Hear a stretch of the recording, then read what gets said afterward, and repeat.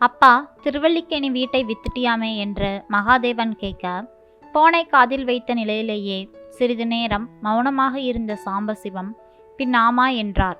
என்கிட்ட ஒரு வார்த்தை கூட சொல்லலையே. நான் பலமுறை சொல்ல வந்தேன், உனக்குத்தான் கேட்க நேரமில்லாம போச்சே. என்னப்பா சொல்ற? வீடு விற்கிறதுங்கிறது எத்தனை பெரிய விஷயம். பெத்த பிள்ளைங்களுக்கு கூட சொல்லாம ஏன்பா இப்படி செய்த? நீ இதே சென்னையில அயனாவரத்துல தானே இருக்க. கடைசியா என்னை எப்போ வந்து பார்த்த? 9-10 மாசம் இருக்குமா? ஃபோன் செய்தாலும் 2 நிமிஷத்துக்கு மேலே பேச மாட்டேற. பின்ன எப்படி சொல்றது? வீடு விற்கிறத பற்றி பேச வந்தப்பவும் ஆஃபீஸில் வேலை அதிகம்னோ கிளைண்ட் மீட்டிங்கில் இருக்கேனோ எதையாவது சொல்லியே ஃபோனை கட் செய்திடுவ. என் வேலை அப்படி. அதனால தான்ப்பா ரொம்ப பிஸியாக இருக்கிற உங்ககிட்ட சொல்ல முடியாமல் நானே பார்த்துட்டேன். அப்பாவின் குரலில் இருந்த கடுப்பை உணர்ந்த மகாதேவன் அதற்கு மேல் பேச முடியாமல், சரி, உன்னுடைய இஷ்டம் என்று பேச்சை முடித்து கொண்டான். சாம்பசிவம் அரசு பணியிலிருந்து ஓய்வு பெற்றவர். அவருக்கு 2 மகன்கள், 1 மகள். மூவருக்குமே திருமணமாகிவிட்டது. மூத்தவன் மகாதேவன். அவனை எம்காம் படிக்க வைத்து ஒரு பிரைவேட் கம்பெனியிலும் வேலையை வாங்கி கொடுத்து விட்டார். வேலையில் சேர்ந்த மகாதேவன் திறமைகளை வளர்த்து கொண்டு 1.5 லட்சம் சம்பளத்தில் பெரிய பதவிக்கு போய்விட்டான். அதே அலுவலகத்தில் பணிபுரியும் அவன் மனைவியும் அவனுக்கு சமமாக சம்பளம் வாங்குகிறாள். 2வது மகன் ஜெயபிரகாஷ் MCA முடித்து அமெரிக்காவில் செட்டில் ஆகிவிட்டான். திருமணமாகி புகுந்த வீடு சென்ற மகளும் தன் கணவன் பிள்ளை என சுருக்கி கொண்டு, உன் வீட்டுக்கு வந்தால் என்ன தருவாய், என் வீட்டுக்கு வந்தால் என்ன கொண்டு வருவாய் என்ற வகையில்தான் அப்பா மகள் உறவை வைத்து கொண்டாள். சாம்பசிவத்தின் மனைவி கற்பகம் இல்லத்தரசி, வாயில்லா பூச்சி. கணவனின் சொல்லே வேதவாக்கு என ஆரம்ப காலம் முதலே இருந்துவிட்டவள். ஓய்வு பெற்ற பின் வீட்டில் முடங்கிய சாம்பசிவம் பிள்ளைகள் இருந்தும் அனாதையாக உணர்ந்தாள். அருகில் வசிப்போரும் வேலைக்கு செல்வதும் வருவதுமாக இயந்திர வாழ்க்கையை வாழ்ந்தனர். அவர் சம்பாதித்து கட்டிய திருவல்லிக்கேணி வீடு ஏதோ காப்பகம் போல தோன்றியது. இந்த நகரத்து வாழ்க்கை சுத்தமா பிடிக்கல கற்பகம். வீட்டை வித்துட்டு காஞ்சிபுரம் வீட்டுக்கு போயிடலாம்னு தோன்றது என்றார் ஒரு நாள். அது சரிப்பட்டு வருமா என தயக்கமாய் கேட்டாள் கற்பகம். பக்கத்தில் வீட்டில் யார் இருக்கா, என்ன பார்க்குறாங்கன்னு நமக்கு ஏதாவது தெரியுதா? வேலை நிமித்தமாக சென்னைக்கு வந்துவிட்டாலும் அவ்வப்போது காஞ்சிபுரம் போய் வந்தார் சாம்பசிவம். அந்த வீட்டின் சூழலும் அக்கம் பக்கத்தாரின் பழக்கமும் அங்கேயே நிம்மதியாக செட்டிலாகி விடலாம் என முடிவெடுக்க வைத்தது. பிள்ளைகளுக்கு சொல்லாமலே திருவல்லிக்கேணி வீட்டை விற்றுவிட்டு காஞ்சிபுரம் வீட்டுக்கு குடிப்போய் விட்டார் சாம்பசிவம். வாசலில் நிழலாட அவரது நினைவுகள் கலைந்தன. புரோகிதரின் மகன் ராமசுப்பிரமணியன் கையில் செய்தித்தாளுடன் நின்றார். வாடா, பேப்பர் வாங்கிட்டு வந்தியாக்கும். ஆமா மாமா, அரசியல் செய்தினா ஆர்வமா படிப்பீலே. ஏதோ உட்கட்சி பிரச்சனைன்னு போட்டிருந்தது, அதனால் வாங்கி வந்தேன். நெகிழ்ந்து போனார் சாம்பசிவம். டவுனுக்கு போறேன் மாமா, மதியம் வந்துடுவேன். ஏதாவது வேணும்னா சொல்லுங்கோ, வரும்பொழுது வாங்கிட்டு வரேன். இன்னைக்கு எதுவும் வேண்டாம்பா என்ற சாம்பசிவம் அவனை வாஞ்சையோடு பார்த்தார். கபடமில்லாமல் புன்னகைத்தான் அவன். எனக்காக மாஞ்சு மாஞ்சு எல்லாம் செய்தியே? இல்ல மாமா, எல்லாம் எனக்காகத்தான் செய்கிறேன்.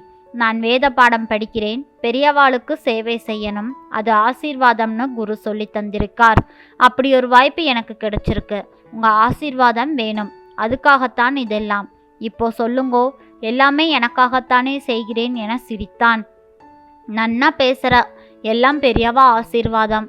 ராமசுப்பிரமணியனின் வீடு அவர் வீட்டிலிருந்து 4 வீடு தள்ளி இருக்கிறது. அவன் அப்பா புரோகிதர், வருமானம் குறைவுதான். அவர் மனைவி காஞ்சிபுரத்தில் உள்ள சில கடைகளுக்கும் தெரிந்த சில வீடுகளுக்கும் வாடிக்கையாக பலகாரம் செய்து கொடுக்கிறாள்.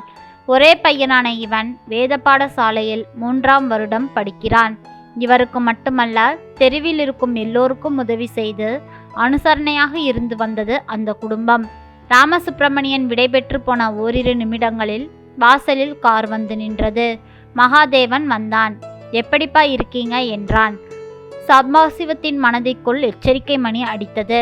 சென்னையில் இருந்த பொழுது மாதக்கணக்கில் எட்டியே பார்க்காமல் இருந்தவன் இப்பொழுது இத்தனை தூரம் வருகிறான் என்றால் ஏதோ திட்டத்துடன் வந்திருக்கிறான் என புரிந்தது.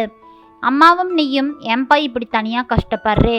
திருவல்லிக்கேணி வீடு சரிப்பட்டு வரலைனா என் கூட வந்து இருக்க வேண்டியது தானே என்றவன் சேரை இழுத்து போட்டு அருகில் உட்கார்ந்தான். வாப்பா, நன்னா இருக்கியா என உபசரித்த அம்மாவிடம், நீயாவது சொல்ல வேண்டாமாமா என உரிமையாய் கோபித்தான். அவனையே பார்த்தார் சாம்பசிவம். பிறகு மெல்ல சொன்னார், உனக்கு எதுக்கடா சிரமம்? நீயும் உன் பொண்டாட்டியும் வேலைக்கு போறவா. வேலைக்கு போகும் பொழுது வீட்டையுமா தூக்கிண்டு போறோம்? நீங்க வந்து இருக்கலாம் தானே? அப்பவும் நாங்க தனியா தானே இருக்கணும், இடம் மட்டும் தானே வேற. அவனால் உடனடியாக பதில் சொல்ல முடியவில்லை. சிறிது நேரம் மௌனமாக இருந்தான். சரிப்பா, உனக்கு எது சௌரியமோ அதுபடி செஞ்சுக்கோ. ஆமா, திருவல்லிக்கேணி வீட்டை எத்தனை விலைக்கு வித்த? மார்க்கெட் விலைக்குத்தான் வித்தேன். அதுக்கு என்ன இப்போ? இல்லப்பா, ஒரு சின்ன விஷயம் ஆனா என பீடிகை பலமாக இருக்கிறதே என நினைத்த சாம்பசிவம், விஷயத்தை சொல்லு என்றார். நான் இப்போ குடியிருக்கிற வீடு விலைக்கு வருகிறது, வாங்கலாம்னு இருக்கேன். நல்ல விஷயமாச்சே மகாதேவா. அதுக்குத்தான் உங்க உதவி தேவைப்படுறது. பேங்க்ல 60 லட்சம் லோன் தரேங்கிறாங்க. கையில் ஒரு 10 லட்சம் இருக்கு. இன்னும் 30 துண்டு விழறது. அதை நீ கொடுத்தினா உடனே முடிச்சிடுவேன். அவன் பொய் சொல்கிறான் என தெரிந்தது. இவர் வீடு விற்ற விஷயம் தெரிந்ததால் பணத்தை கறக்க பார்க்கிறான். கையில் பணம் எதுவும் இல்லை மகாதேவா, ரூரல் ஃபண்டில் போட்டுட்டேன். ஏன்பா பொய் சொல்ற? ரூரல் ஃபண்டில் அதிகபட்சமாக 50 லட்சம் தானே போட முடியும். மீதிய கையில் தானே வச்சிருப்ப. ஒரு 25ஆவது கொடேன் என்று கேட்டு பார்த்தான்.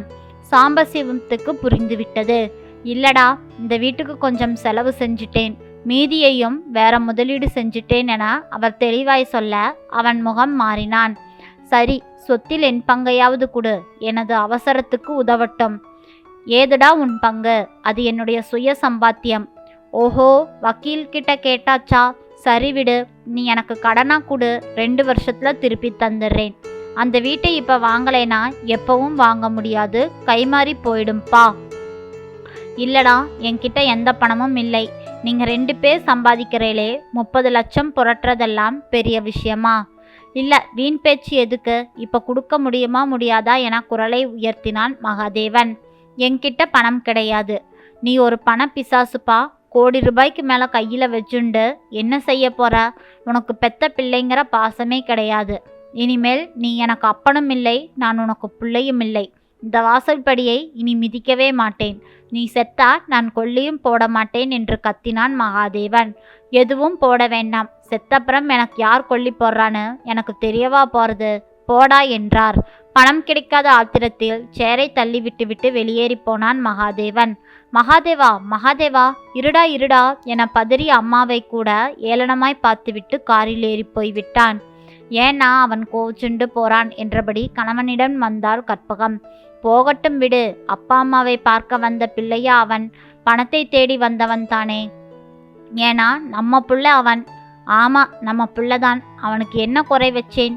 கஷ்டம் தெரியாம வளர்த்தேன், நல்லா படிக்க வைத்தேன், வேலையும் வாங்கி கொடுத்தேன், ஊர் மெச்ச கல்யாணம் நடத்தினோம். நாம் எதில் குறை வைத்தோம்?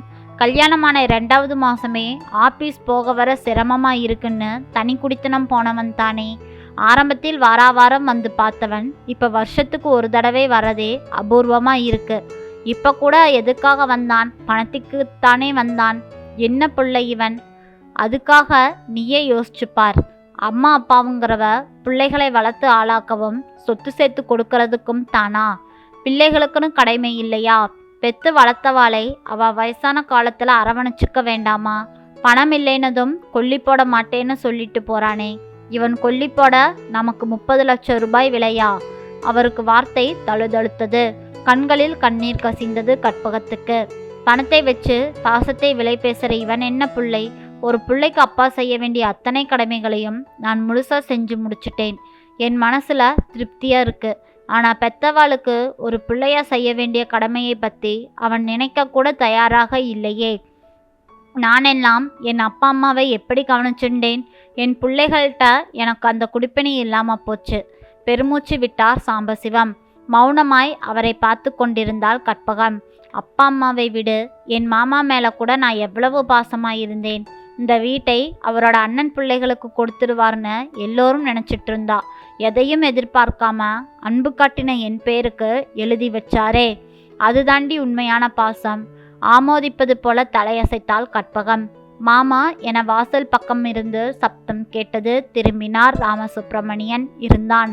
கையில் தலைவலி தைலத்துடன் வந்த புரோகிதரின் மகன் ராமசுப்பிரமணியன் அதை கற்பகத்திடம் கொடுத்தான்.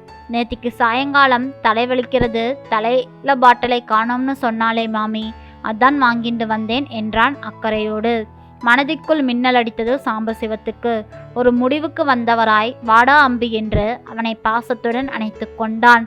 பின்னொரு நாளில் தன்னுடைய சொத்துக்களையும் தான் வீட்டை விற்ற பணத்தையும் ராமசுப்பிரமணியனின் பெயருக்கு உயில் எழுதி கொடுத்தார் சாம்பசிவம். இந்த கதை பிடிச்சிருந்ததுன்னா மறக்காம சப்ஸ்கிரைப் பண்ணி உங்களுடைய ஆதரவை எனக்கு கொடுங்க. பெத்தவர்கள் எப்படி தங்களது கடமைகளை சரிவர செய்கிறாரோ அதேபோல் நாமும் பின்னொரு காலத்தில் அவர்களுக்கு நமது கடமையை தாராளமாக செய்யலாம். அதுதான் தர்மகர்த்தா.